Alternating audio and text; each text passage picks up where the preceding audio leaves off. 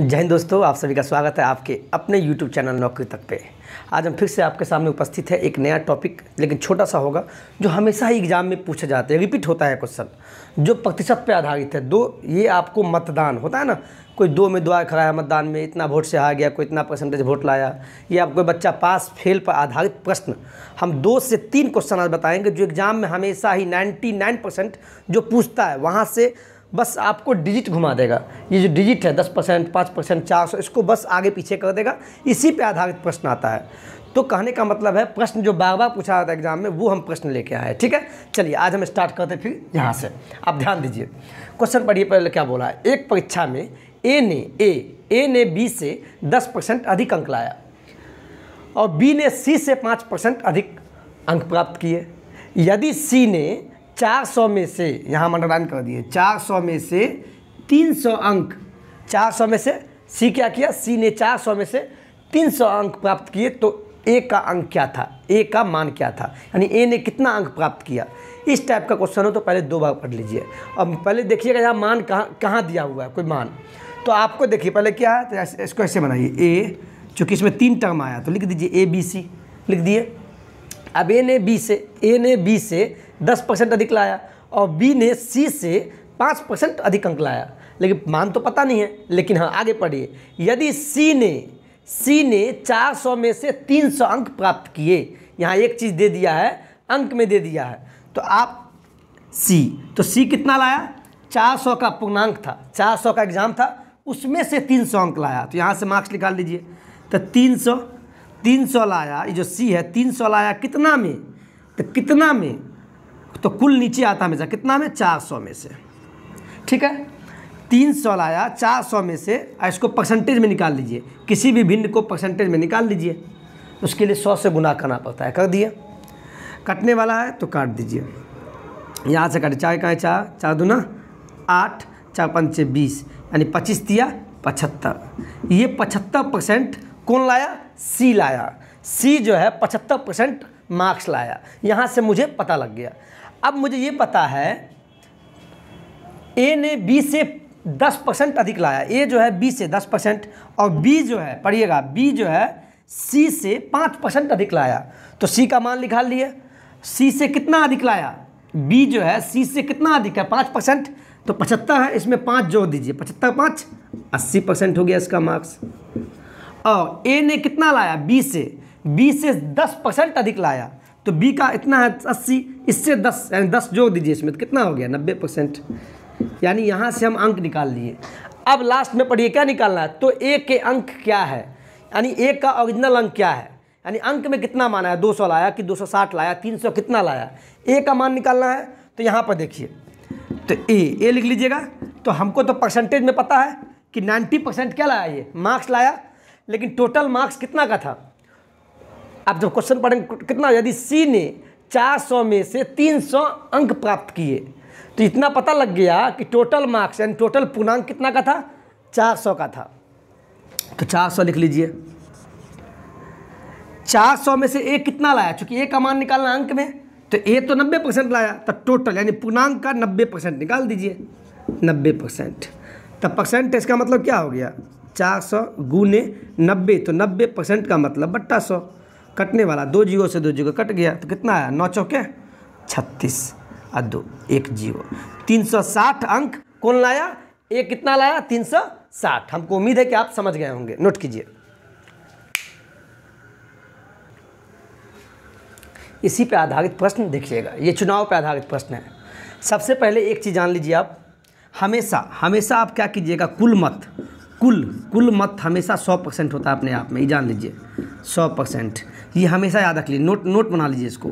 कुल मत कितना होगा, हमेशा 100% मानिएगा। ठीक है, अब आगे पढ़िए। एक चुनाव में केवल 2 उम्मीदवार थे, उनमें एक उम्मीदवार को 40% मत मिले, वह एक चुनाव में केवल 2 उम्मीदवार थे, उनमें एक उम्मीदवार को 40% मत मिले और वह एक अन्य उम्मीदवार से 298 मतों से हार गया। तदनुसार डाले गए कुल मतों की संख्या क्या थी। ऑप्शन आपके सामने है। इस टाइप का क्वेश्चन हो तो पहले मैंने क्या बताया, कुल मत को मैंने क्या मान लिया, 100%। और इसमें से एक उम्मीदवार लाया, फर्स्ट उम्मीदवार कितना लाया 40%, एक उम्मीदवार कितना लाया, पढ़िए, उनमें एक उम्मीदवार को 40% मत मिले। जब एक को 40% मिला 100 में से, तो दूसरे को कितना मिला होगा, आप बताइए, 60% मिला होगा। अगर एक को 40% मिला है तो दूसरे को कितना मिला, 60%।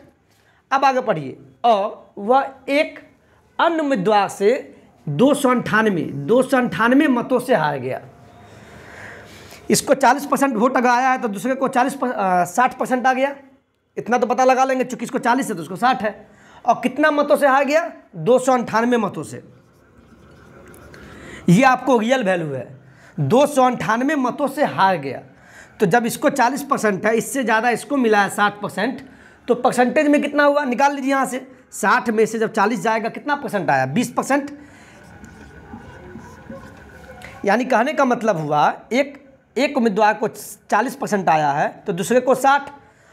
और ओरिजिनल में दिया है कि एक उम्मीदवार दूसरे से 298 मत से क्या हुआ, हार गया। ये ओरिजिनल वैल्यू हुआ, रियल वैल्यू, वास्तविक वैल्यू हो गया। तो परसेंटेज में कितना मत से हार गया, चूँकि इसको कम है तो यही हारा है। तो परसेंटेज में कितना है, इसको 60 है, इसको 40 है, 60 में से 40 गया 20%, यानी 20% मत से हार गया। और रियल में कितना से हारा, 298, तो इसीलिए दोनों बराबर हो गया। और आपसे क्या बोला है, कुल मतों की संख्या निकालिए। तो कुल मत हमेशा क्या होता है, 100% होता है। ये जो बताएं कुल मत कितना होता है, 100%। तो यहाँ से क्या है, चूँकि 20% का वैल्यू ये है, तो एक का कितना हो जाएगा, एक का आप क्या कीजिएगा, 298/20।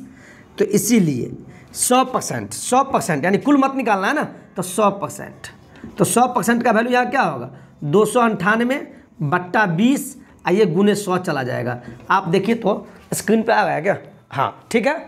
अब जो कटने वाला है काटिए, 1 0 से ये कट जाएगा, 2 1 2, 2 पंचे 10, 298 को 5 से गुना कीजिए, क्या आएगा, 298 को 5 से गुना कीजिए, 8 पंचे 40, 4 9 पंचे 45, 4 49 के 9 हाथ में 4, 5 दूना 10, 4 14, यानी 1490।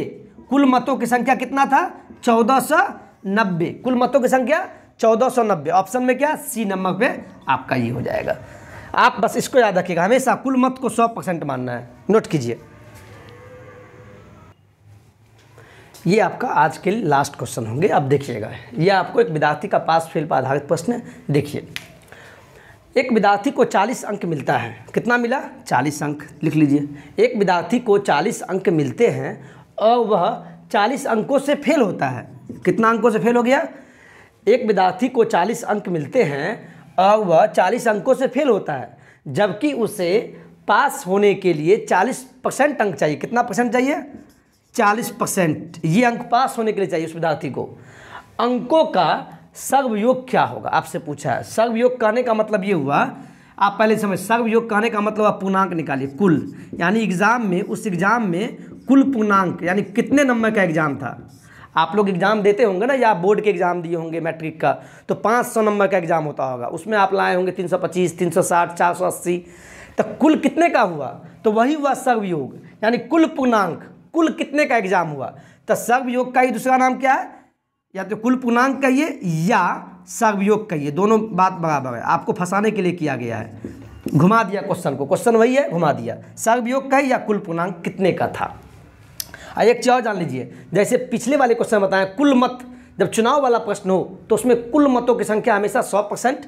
तो यहाँ भी एक पॉइंट लिख लीजिए आप साइड में, यहाँ हमेशा कुल पूर्णांक कितने का होगा, कुल पूर्णांक हमेशा, कुल पूर्णांक कितने का होगा, 100% मानना, ये हमेशा मानना।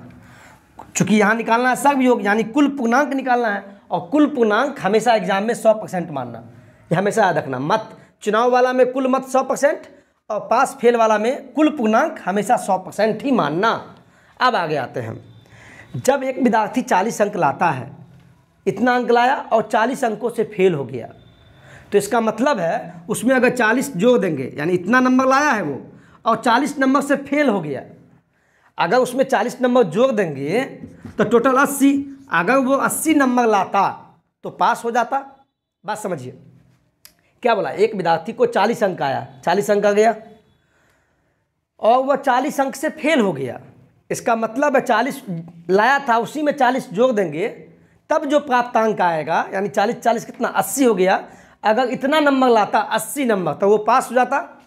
और हमको पता है जबकि उसे पास होने के लिए 40% अंक ही चाहिए। जब 40% अंक यहाँ दिया हुआ है पास होने के लिए, और यहाँ पास होने के लिए कितना चाहिए 40%, और अंक में कितना चाहिए 80। जब टोटल अंक में 80 चाहिए और प्रतिशत में ये है तो दोनों बराबर हो जाएगा ना। बात समझ गया ना। ये आपको अंक में दिया हुआ है पास होने के लिए अंक, और प्रतिशत में अंक दिया इतना, तो दोनों आपस में बराबर हो गया। चूंकि इसीलिए तो 1% का वैल्यू क्या हो गया 80/40।